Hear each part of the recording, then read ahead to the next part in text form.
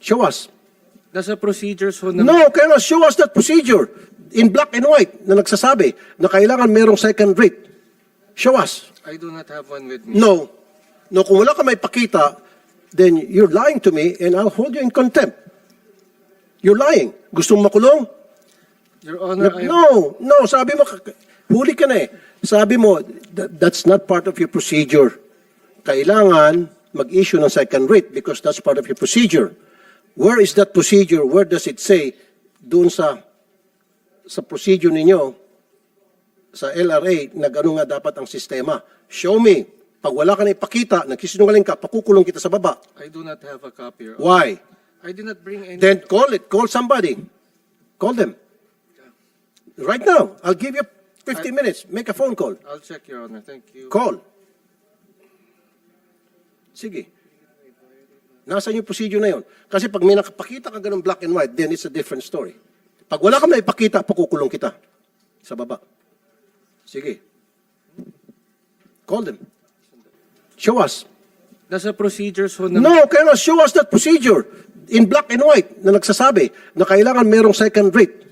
Show us. I do not have one with me. No. No, kung wala ka may pakita, then you're lying to me and I'll hold you in contempt. You're lying. Gusto mo makulong? Your Honor, No, sabi mo, huli ka na eh. Sabi mo, that's not part of your procedure. Kailangan mag-issue ng second rate because that's part of your procedure.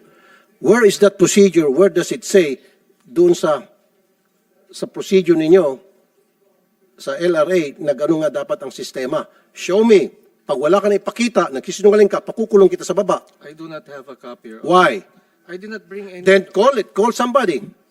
Call them. Right now. I'll give you 50 minutes. Make a phone call. I'll check, Your Honor. Thank you. Call. Sige. Nasaan yung procedure na yun? Kasi pag may nakapakita ka ganun black and white, then it's a different story. Pag wala ka na ipakita, pakukulong kita sa baba. Sige. Call them. Hello. All right, just turn off your mic, please. All right, while waiting for the... Mr. Chair, dapat yung eksakto na kasabi na kailangan may second rate. Kasi yun ang binibigyan palusot eh. Kasi Mr. Chair, nakikita ko, pati itong LRA, pinaikot-ikot tayo. Yung kagalingan nitong LRA sa pag-ikot-ikot at kagalingan nitong DMCA sa pag-ikot-ikot, pinagsama mong dalawa, bingo. Talagang wala tayong patutungan dito. Pag in-entertain natin yung kanilang kabalastugan. No, I'm not gonna accept it. Attorney Elizalde, have you... did you get the records ready? Your Honor, I'm having someone look through the records now. Excuse me? Pinapahanap ko po, sir. How long would it take? Kayo pa ba'y manual o computerized? Dapat isang pindot sa computer, hanapin nyo, search, nandiyan na agad. Manual po yung... Oso ko manual, abutin tayo dito ng siyam-siyam. Gusto mo i-suspend natin para pagbalik sa next hearing, meron ka na nun. I fervently apologize that we are still looking. Kaya nga, kung halimbawa, sasabihin mo hindi mahanap-hanap dahil manual pala kayo at kung saan nakalagay na yung dokumentong yon, saan nakabaon, so sa susunod na hearing, may dala ka na. Yes, Your Honor, we'll do that. No, we'll wait for you now. Well, wait. Attorney Elizalde, abogado ka, di ba? Attorney. Yes, All right, Your Honor. hindi ka ba sumasang-ayon sa opinion ni Commissioner Nick Dao na hindi na kinakailangan mag-issue ng isa pang writ of execution base sa... Mr. Chair, I'm sorry. Yes. Kasi nga, babalik naman tayo doon. Sabihin niya, procedure. Pinagbabawal. That's why, para matapos na agad to, ipakita mo yung procedure ninyo na sinasabi mo, wherein it states na kailangan ng second writ. Alright, Attorney Elizalde, kung i-implement mo yung inisyu ng NLRC ng writ of execution, sa tingin mo ba may kakaso sa'yo? Sino magkakaso sa'yo? Hindi ko po alam, Your Honor. What do you want to Why do? don't you implement motu proprio the issuance of the writ of execution by the NLRC, which has been issued way back 19, ano ba? 2006 pa. 18 years ago. You did not do anything about it. Mr. Chair, baka babawiin eh. Baka may babawiin ang DMCI sa kanya. Bakit? Were you there already in 2006?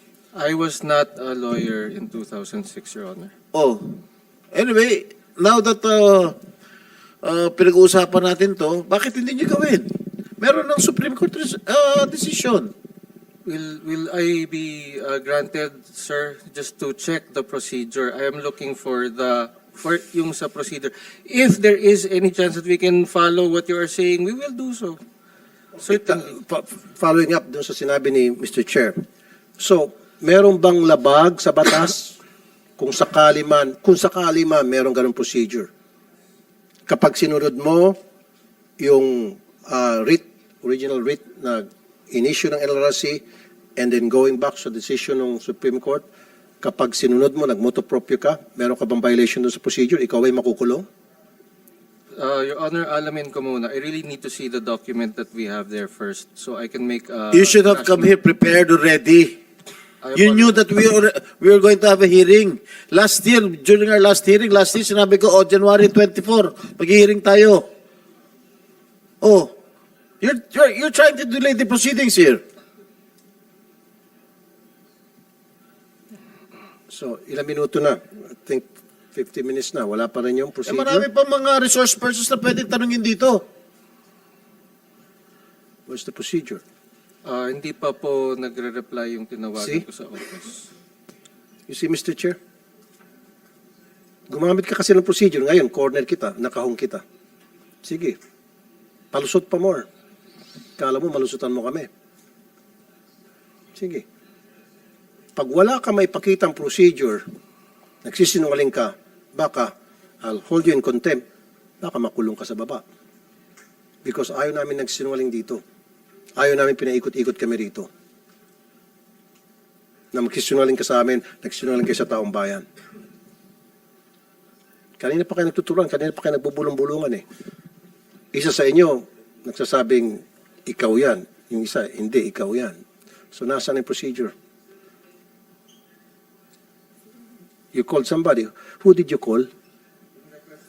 Yung records officer po namin. Okay. What did you ask your records officer? The rule? Yes, sir. The procedure that requires Procedure? writ of execution na bago. Nabago. Yes, sir.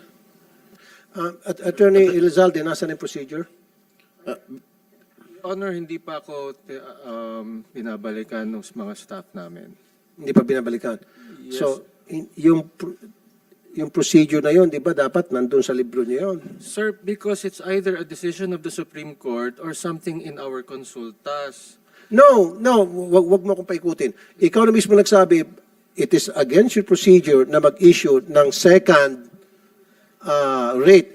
Kaya sabi mo, meron yun, nasa libro niyo yun. Sinabi mo kanina. Okay, kaya sabi ko, tawagan mo yung tao mo para ipakita sa amin, in black and white, yung procedure na binabanggit mo. Kaya ka tumawag, kaya hinihintay ko nasaan na. Wala pa, Your Honor. Wala pa. Okay. Just be ready dahil kapag walang ganong klaseng procedure, ibig sabihin, nagsinungaling ka, I'll hold you in contempt. Yes, Your Honor. Okay. How long are we going to wait, Attorney Elizalde? Your Honor, I am sorry. I did not. How long are we going to wait? How long? I cannot give a reasonable an answer right now, Your Honor. All right. Now, procedure lang yan ng kumpanya ninyo, Ng LRA. ng LRA. Yes, sir. So, saan ba mas mataas? Yung Supreme Court decision o yung procedure nyo dyan sa LRA? Yes, sir. Siyempre, the orders of the Supreme Court are superior. Exactly.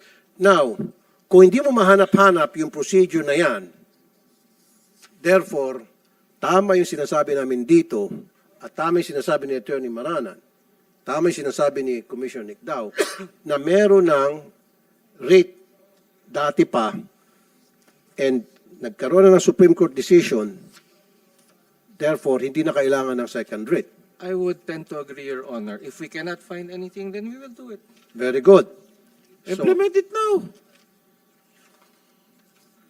All right, I'll give you more time. Diligent lang po, Your Honor. We just really want to make sure. Okay. All right, I'll give you more time when I finish asking questions from this from our resource persons concerned. Okay, Attorney Elizalde, Yes, Your Honor.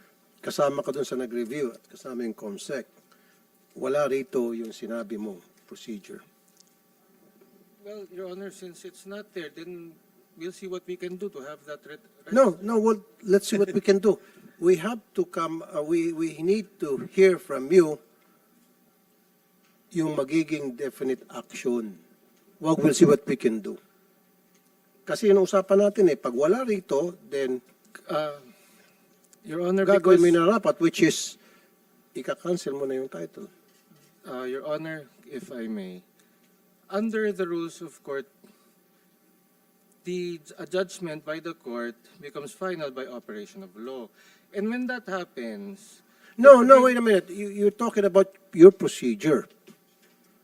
Binanggit mo to, ito yung sinambit mo, ito yung binigay mong dahilan. Sabi mo, in the absence of that procedure na sinambit mo kanina, then you'll be obliged na ika-cancel na at i-honor mo yung unang writ na na-issue ng NLRC.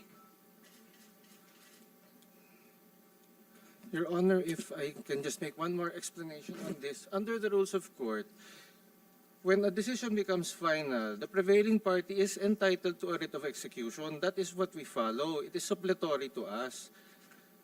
So if they can just do that, we will do it forthwith. Teka muna, meron siguro nag-coach sa'yo. Kanina, maliwanag dito, sinabi mo na meron kasing procedure ninyo na nakalagay sa libro ninyo sa LRA, kaya hindi mo i-honor yung unang writ of execution na ipinalabas ng NLRC nung sometime in 2000, right? Sabi ko sa'yo, ipakita mo sa akin. At kapag wala dito sa procedure ninyo, yung binabanggit mo, then mag-i-issue ka na. Gagawin mo na yung aksyon na cancellation of the title. Yun yung usapan natin. Ngayon, nagbago ka na.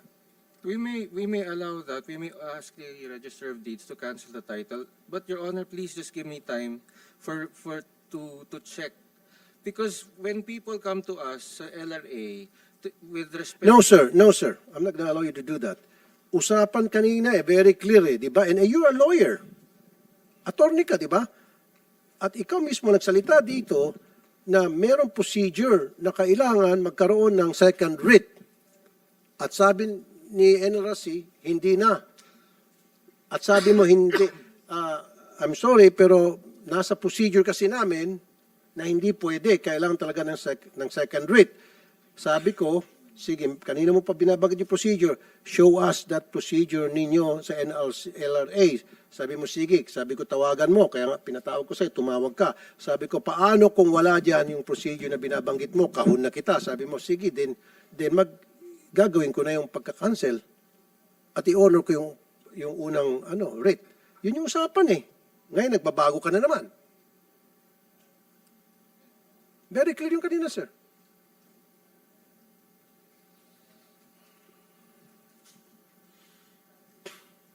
Very clear.